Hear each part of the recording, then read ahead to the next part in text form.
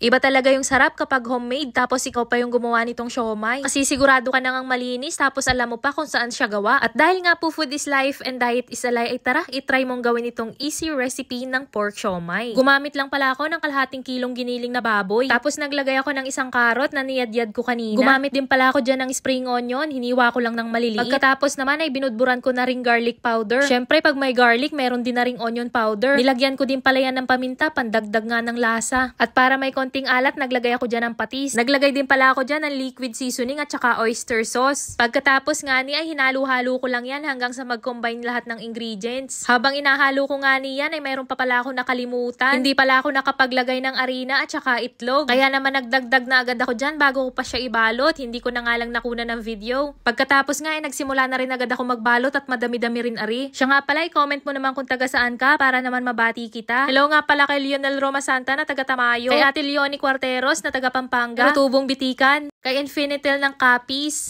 Cheery May ng Samar. Mr. Saguli from Ilocos Norte. Abay, maraming salamat po nga ni sa palaging panonood. Pagkatapos kong ang balutin na rin mga siomai, ay simulan ko na ring lutuin. Pinahiran ko nga ni pala ng mantika ring steamer para naman hindi dumikit yung mga siomai. Noong okay na nga, itinakpan ko lang yan tapos inayaan ko lang siyang maluto sa apoy.